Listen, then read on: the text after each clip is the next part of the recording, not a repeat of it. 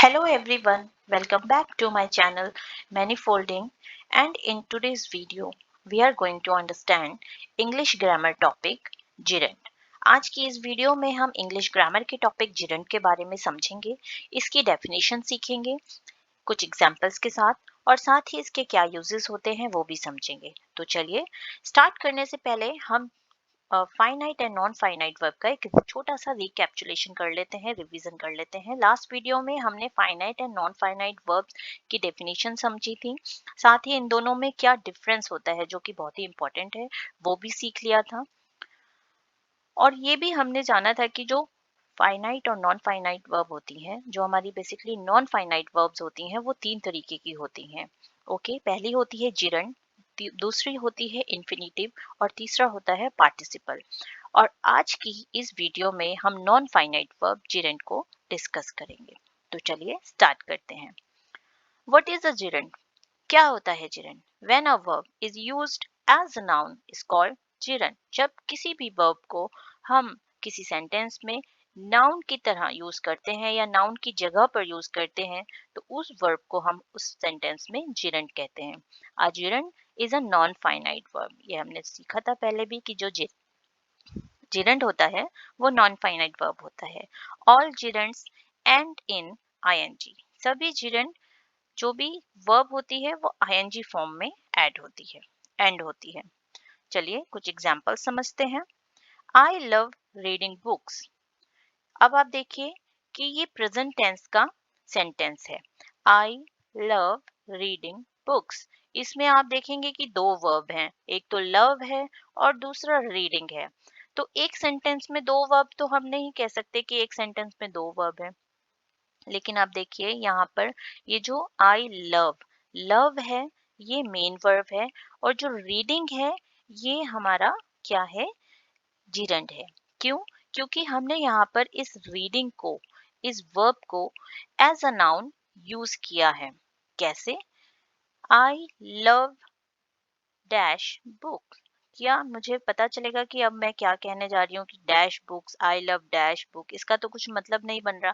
लेकिन जब हम बताना चाह रहे हैं कि आई लव रीडिंग बुक्स तो मुझे कुछ करना पसंद है बुक्स के साथ। क्या करना पसंद है बुक्स के साथ? That thing is reading. वो जो हमने पर्टिकुलर एक्टिविटी बताई कि हमें बुक्स को रीड करना पसंद है, उस एक्टिविटी का नेम नाउन इज रीडिंग। हमने उस एक्टिविटी के नेम को यहाँ पर रीडिंग बोल दिया। Read is a first form of verb और हमने इसमें आईएनजी ऐड करके इसको हमने जिरंड बना दिया। तो यहाँ पर रीडिंग कोई वर्ब नहीं रही, अब ये यहाँ पर जिरंड बन चुका है। I love reading books. चलिए नेक्स्ट एग्जाम्पल देते हैं।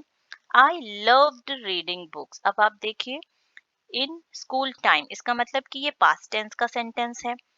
I love reading books, I love reading books. अब आप देखिए इसमें तो प्रेजेंट टेंस का था तो जो मेन वर्ब है वो फर्स्ट फॉर्म है, लेकिन जो ये पास्ट टेंस का है तो इसकी मेन वर्ब जो चेंज हो गई, इसका टेंस, और ये क्या हो गया? पास्ट फॉर्म की वर्ब यूज हो गई। लेकिन जो जिरंड है रीडिंग, रीडिंग दोनों में ही सेम रहा। क्यों? क्योंकि यही हमने पीछे भी पढ़ा था कि जो नॉन फाइनाइट वर्ब होती है वो कभी भी किसी भी सेंटेंस में टेंस के अकॉर्डिंग चेंज नहीं होती, चाहे उसकी सेंटेंस के मेन वर्ब का टेंस जो भी रहा हो, लेकिन वो जिरंड या फिर नॉन फाइनाइट वर्ब अगर हम कहें तो कभी भी चेंज नहीं होती, और सेम यहाँ पर भी हुआ है। चलिए नेक्स्ट सेंटेंस देखते हैं जल्दी से। She likes singing. She likes something, उस समथिंग का क्या नाम है? She likes singing. और सिंगिंग भी यहाँ पर हमने एज अ नाउन यूज किया है, तो ये जिरंड है। She liked again past tense का है लेकिन नॉन फाइनाइट वर्ब, जिरंड यहाँ पर चेंज नहीं हुआ, ये सिंगिंग ही है। I prefer walking instead of driving. यहाँ पर हमने प्रेफर तो मेन वर्ब यूज किया है लेकिन वॉकिंग एंड ड्राइविंग दो हमने एक साथ जिरंड यूज किए हैं, और दोनों की ही जो फॉर्म ऑफ वर्ब है वो चेंज नहीं हुई है क्योंकि ये दोनों ही यहाँ पर नॉन फाइनाइट वर्ब है। आई preferred walking instead of driving. Again ये जो मेन वर्ब है वो पास्ट फॉर्म में बदल गई, लेकिन हमारा non finite verb gerund driving and walking change नहीं हुआ। अब हम समझेंगे कि जिरंड को हमें कैसे यूज करना चाहिए।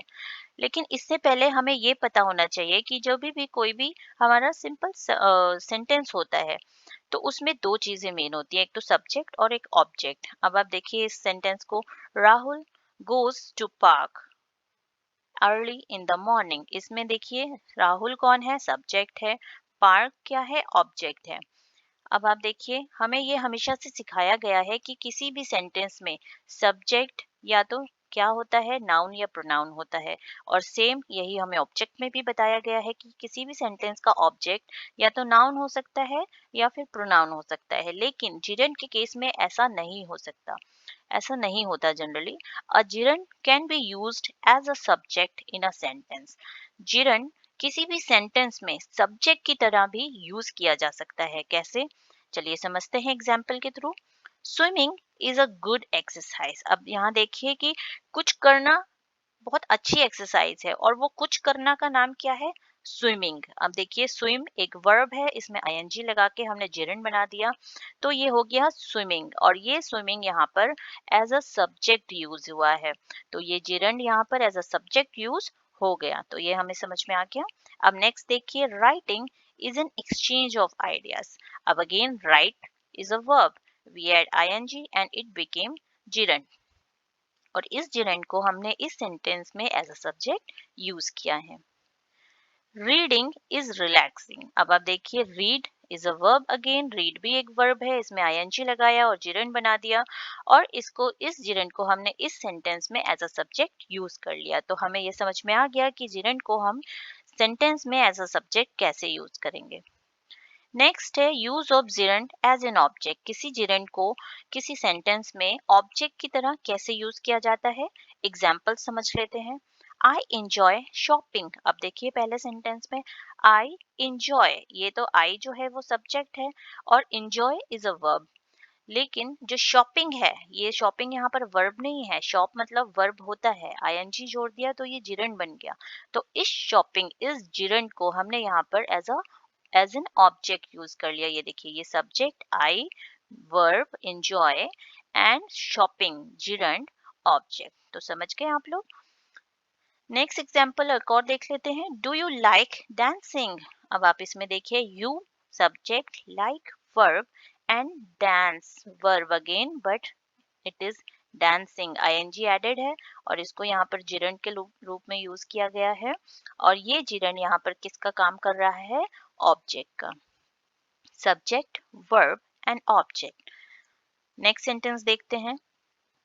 You made a wonderful painting. अब अगेन आप देखिए यू क्या है, यहाँ पर सेंटेंस में सब्जेक्ट है, मेड मेक की पास्ट फॉर्म मेड यहाँ पर वर्ब यूज की गई है, और वंडरफुल थिंग क्या बनाया बहुत अच्छा, that thing is painting, paint मतलब वर्ब, बट आईएनजी ऐड किया तो ये जिरंड बन गया पेंटिंग, और इस जिरंड को हमने यहाँ पर एज एन ऑब्जेक्ट यूज कर लिया।